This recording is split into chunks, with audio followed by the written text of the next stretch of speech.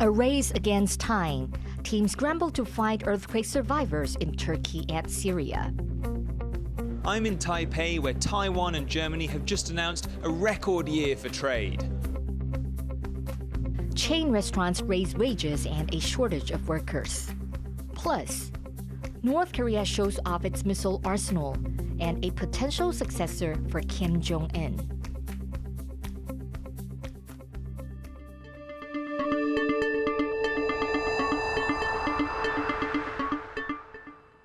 A warm welcome to TaiwanPlus News. I'm Betty Chen. The death toll from Monday's earthquakes in Turkey and Syria has now surpassed 15,000. Rescuers from around the world are in the two countries working to find survivors. Eric Gout reports. This family was rescued from rubble in Adıyaman province in Turkey late on Wednesday. They were saved days after a massive 7.8 magnitude earthquake struck the country 2 days before. But they may be some of the lucky ones. The critical 72-hour period for finding survivors after a disaster is ending. Turkey has confirmed that 5,000 buildings collapsed in the quake, but reports say the real figure could be more than double that. It's feared that thousands of people could still be trapped. To help with rescue efforts, teams from dozens of countries around the world have arrived in Turkey. This includes search and rescue specialists from Taiwan. 130 Taiwanese rescued personnel and several rescue dogs flew to Turkey on Monday and Tuesday. The team set up a command center after reaching the affected area. They've already helped save at least one person. Aside from sending specialists, Taiwan's government has donated $2 million to Turkey. It also set up special bank accounts to collect contributions from the public. These have accumulated over $300,000 in donations as of Wednesday evening. Turkey's representative to Taiwan expressed his gratitude for the support. This lunchtime, we have received just over 2,800 messages and the phone calls. I am surprised and really grateful for the Taiwanese people for their goodwill and the kindness. The Turkish office has teamed up with the local Tzu Chi Buddhist charity to collect donations of supplies. They're taking winter clothing and survival goods for victims of the quakes, anything that could help ease the suffering of the Turkish people. Rick Yi and Eric Gao for TaiwanPlus. The destruction in Turkey has also raised concerns about earthquake-prone Taiwan. Almost 100,000 of Taipei's buildings are structurally unsound, according to government statistics.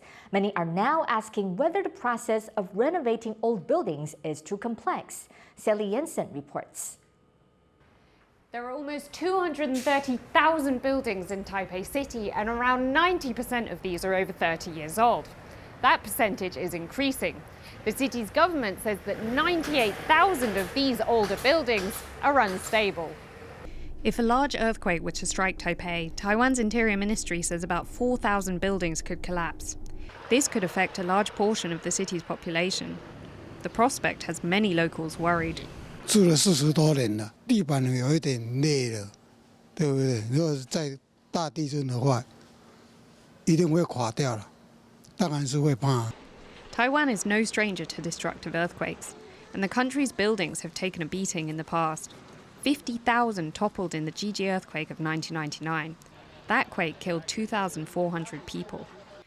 Reconstruction of Taipei's buildings has been slow. One reason is that this kind of work needs the approval of all the owners of property in a building. That's kept many buildings from getting the necessary repairs.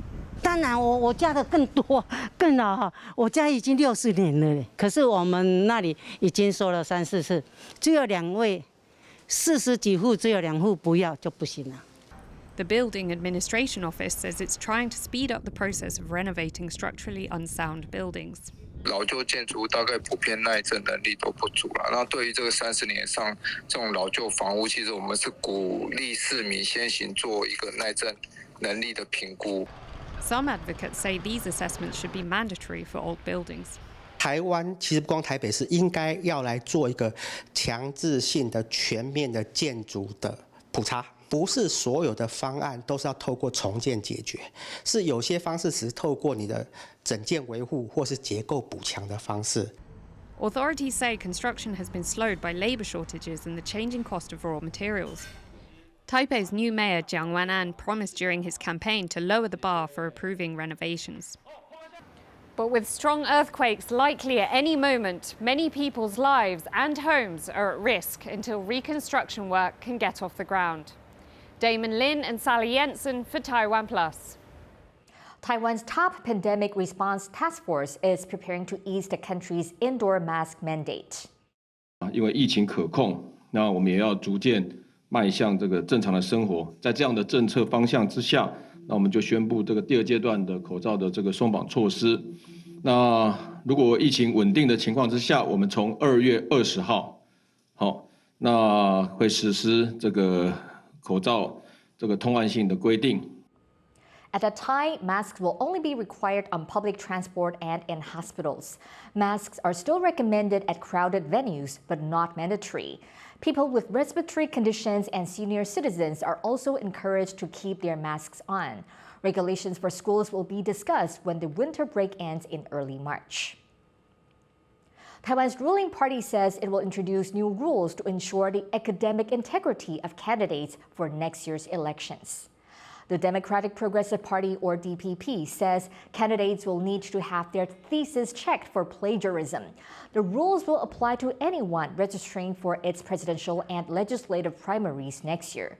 This follows a string of plagiarism accusations made against candidates from several parties in the November local elections.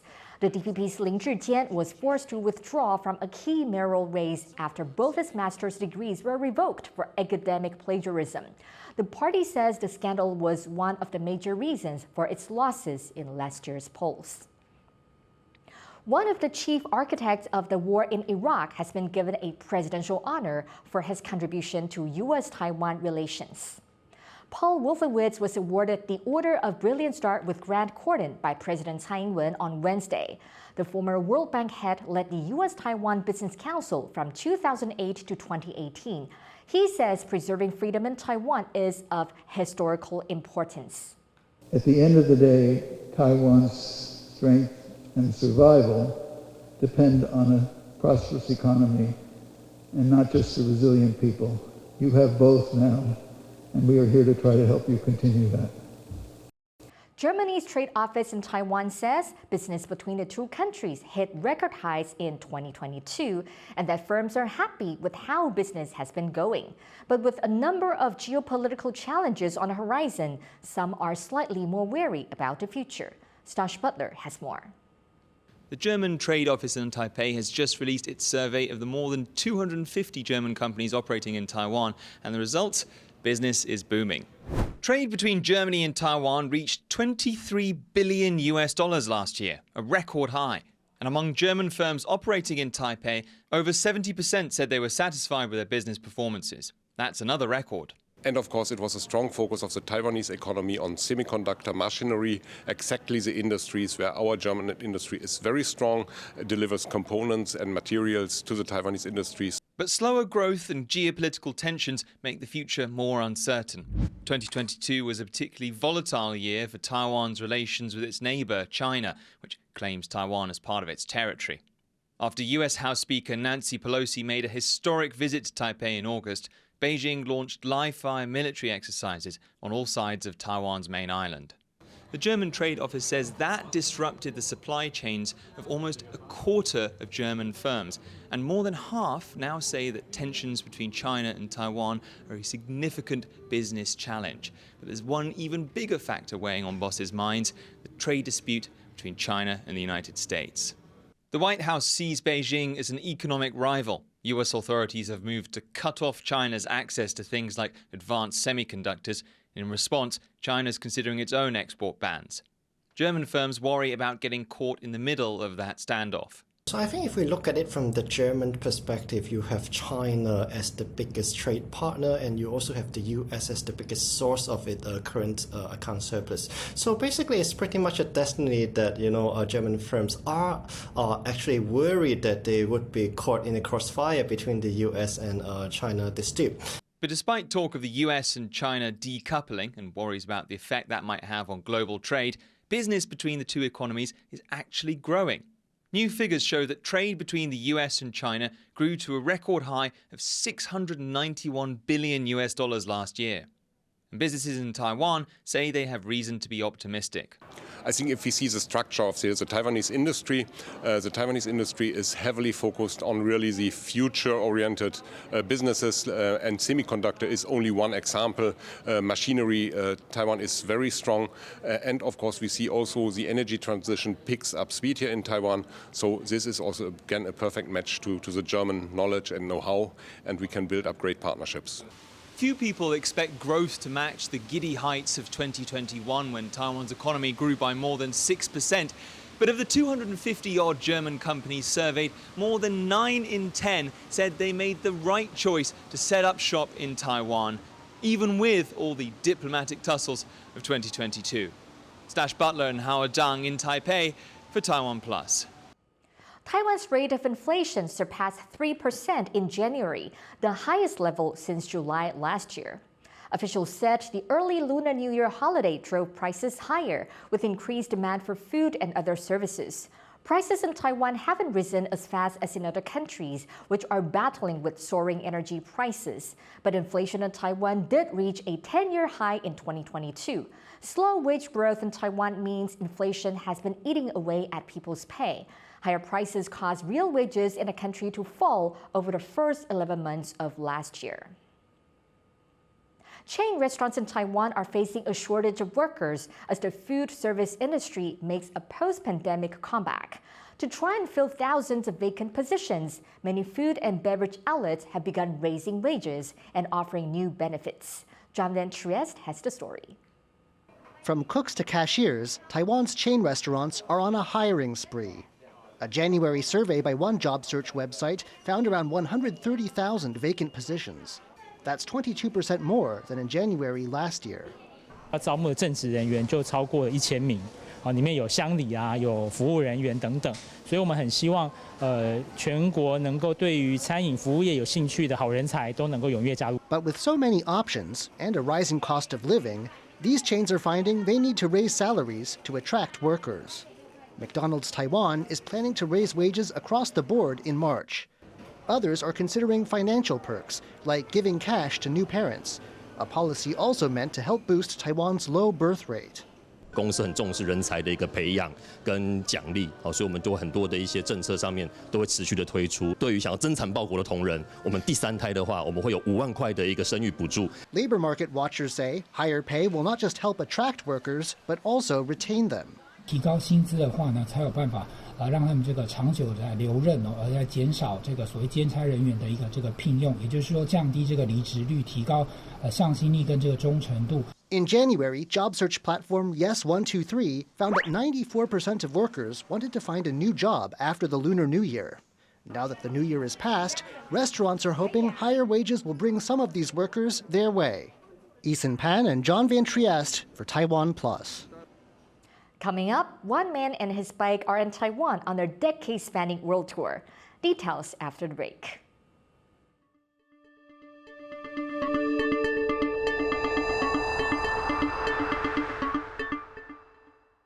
法国解放报问世界各国的作家，你为什么写作？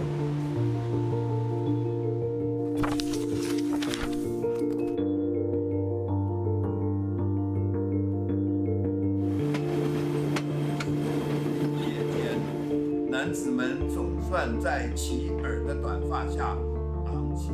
他们说你是已经丧失贞操、服药过量的安眠药，说你不明预备。其实看的时候，心中就开始有咚咚咚咚咚咚咚。所以秘密充塞于我们天与地之间。来来回回的群群寻寻又群群寻寻。走这条路，并不是标新立异，而是绝地求生。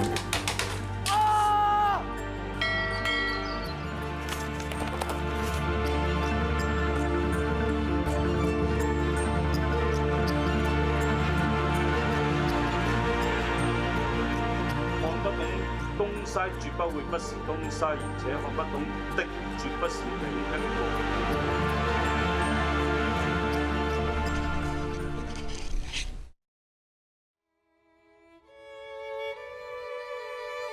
人生呢，必须做一件可以度过人生的工作。如果没有什么来填补的话，那是空洞啊，这个空洞就是寂寞。我说我写作，因为我希望把人类心灵中无言的痛楚转换成文字。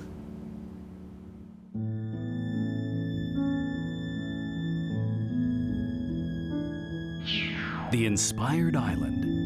Every Saturday, 9 p.m. on TaiwanPlus.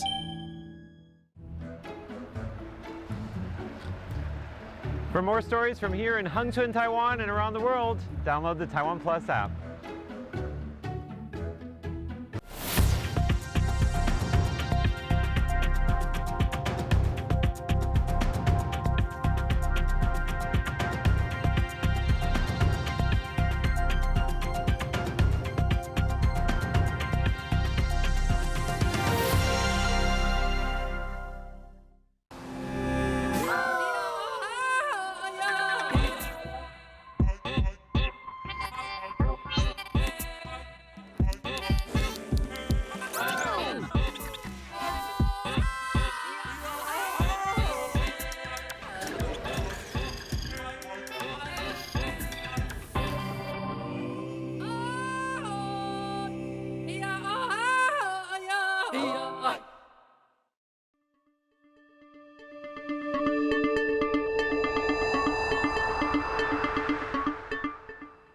Welcome back. You're watching TaiwanPlus News.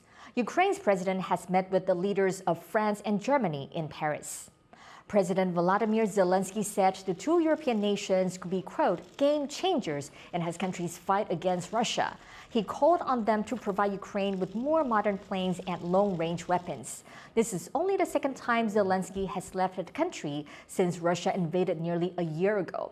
The Ukrainian leader first traveled to London. He met with British Prime Minister Rishi Sunak, who pledged training for Ukrainian pilots on advanced fighter jets. Зараз у нас у всіх, і ми це як ніхто відчуваємо в Україні, бо у нас війна, у нас у всіх дуже мало часу. І це, до речі, не про сьогодні я говорю, це про тижні і місяці, які у нас попереду, а отже це про зброю, яка потрібна для миру. Тому що треба зупинити війну, яку розв'язала Росія. Philippine President Ferdinand Marcos Jr. is in Japan on his first bilateral trip to the country. He is expected to discuss expanding security ties with Tokyo during his 5-day visit. Manila recently signed an agreement with Washington, granting the U.S. more access to Philippine military bases. Marcos also visited Beijing earlier this year. There, he told Chinese leader Xi Jinping that the Philippines would pursue an independent foreign policy. North Korea has held a massive military parade to show off what state media says is the largest ever number of missiles. The event celebrated the 75th anniversary of the country's army. Dozens of weapons were on display, including what some analysts say is a new type of solid-fuel intercontinental ballistic missile. North Korea state media says the missiles highlight the country's greatest nuclear strike capability. North Korea's leader Kim Jong-un took part in a celebration and was accompanied by a girl believed to be his daughter. She made her first public appearance last year during a ballistic missile test. For more on the significance of North Korea's military parade, our reporter Haneo Khan spoke to Edward Howell, professor of politics and international security at Oxford University. Why is this day important for North Korea, and what is it celebrating? So North Korea is celebrating the founding of the Korean People's Army, the main army of the North Korean state. Okay, and today marks 75 years since the founding of the KPA in 1948, and we know that 1948 historically was the year in which the two Koreas were established as separate states. It's particularly important given the importance of the military historically, but also in the present day, to North Korea's calculations. Usually in this parade, we see a variety of North Korean weapons and intercontinental ballistic missiles are on display. What is North Korea trying to say, showcasing these weapons? Is it showing off, or is there something more? The message that North Korea is trying to show, and the message that North Korea will be trying to show this year, is that nuclear and missile capabilities are no longer a mere ambition for the regime. They are a reality. And we've seen in North Korean statements from the leadership that the possibility of deploying tactical nuclear weapons as well, for instance, is not just the realm of conjecture, it's a very real possibility. Images were released of what is believed to be Kim Jong-un's daughter, and experts say that this is sending a signal in terms of who might be next in line to lead North Korea. What are your thoughts on this? There are obvious questions regarding a female leader of North Korea, given the nature of North Korean society, particularly in terms of the patriarchal nature of North Korean society. But the message, I think, one message we can take both from Kim Joo-ae, so Kim's daughter, her presence at the banquet, and her presence at the last ICBM launch, is that a nuclear North Korea in the status quo form, led by the Kim regime, this is the infamous Baekdu bloodline, is here to stay. That was Edward Howell, Professor of Politics and International Security at Oxford University. The president of Paraguay, Mario Abdo, will visit Taiwan next week. Paraguay is one of Taiwan's oldest diplomatic allies and the only nation in South America to maintain formal ties between the countries. Officials are expected to discuss investment opportunities during Abdo's visit. This comes as Paraguay is preparing to hold presidential elections on April 30th. The main opposition candidate in a race says if he wins, Paraguay will break off relations with Taiwan to form closer ties with China. Taipei is set to raise subsidies for certain types of childcare. The increase of around $30 a month will cover nannies and private daycare centers that have contract with the city government. Mayor Jiang Wan-an says the subsidy is aimed in part at raising the city's birth rate. But some city councilors say the increase is too little and won't help fundamental problems with the city's childcare system, including a lack of workers and other resources. An Indian activist is on a quest to ride his bike across 191 countries in 19 years. He wants to raise awareness of HIV/AIDS and share a message of peace, which he says is part of India's culture. Soman Debnath is now in Taiwan, country number 172 on his travels. Our reporter Sandy Chi met with him to learn about his story. Imagine riding a bike like this for 19 years around the world. Seems like an impossible mission, but one man has managed it. This is Soman Debnath. He is a 39-year-old activist from eastern India, and he sets out on his quest to cycle around the world on May 27, 2004, at the age of just 20. Then I started my journey from my school to my home, to my society, to my community, to my state, to my country, and the world. I have been traveling for HIV/AIDS awareness and also promoting Indian culture around the world. India is within the world, and when you will go to the world, you will find each and every corner one India. So that means that culturally, society-wise, literatures, and to different dimensions to know about the world is the cultural similarities. Debnath has encountered many challenges along his journey. Originally, he planned to ride for 16 years and finish in 2020. But visa issues and the COVID-19 pandemic got in the way. He also faced some very dangerous situations. I was caught by Taliban 24 days in Afghanistan. I was 28 times robbed. I was 18 times beaten by skin-headed people. I stayed with wild animal in wild nature in Africa. I was somehow encountered by lion, rhino, elephant, cheetahs, pythons. In COVID time, I was in China and I was stuck in China. I had COVID and I somehow rescued from COVID. I went to South Korea. I escaped to South Korea, and South Korea too, I was in New Zealand, and I was stuck in New Zealand for 1 year. The journey has been tough, not just for Debnath, but also for the bikes he rides. In total, he has used 8 bikes along the way. Some were damaged and 3 were stolen. Despite the setbacks, he has never given up. Debnath says these experiences are learning opportunities that make him a better person. He's now in Taiwan, country number 172 on his journey. Debna says he has been impressed by the people here and how convenient the country is for cyclists. Taiwan is very culturally close to India, so it was in my mind that why I will leave this country, why not to visit and to see that cultural similarities, and why not to tell that oh, also I found India in Taiwan. And I am so pleased to see that how Taipei and other city. I was looking your bicycle route map and I was so pleased and so happy. If maybe God will give me a day, I will come again. Debnath has been traveling the world solo for 19 years. But he says he hasn't felt lonely on the journey. Many people who share his goals but cannot ride with him have given him bracelets. He carries them with him on the road. That they wanted to travel with me throughout the world. So that is how I am holding them. I have thousands of bracelets in my bag that they are also part of my family. They are part of my journey. The next leg of Debnath's journey takes him to Indonesia. If all goes well, he will finish his grand tour and make it back to India in May. Nearly 2 decades after setting out from home at just 20 years old. Kamashu, Aznaya Zhou, and Sani Chi for TaiwanPlus. Thank you for watching TaiwanPlus News. Remember to download the TaiwanPlus app for more stories from Taiwan and around the world. Finally, today we leave you with a drone's eye view of the Love River in Taiwan's southern city of Kaohsiung, lighting up to pray for Turkey. I'm Betty Chen. Take care and see you next time.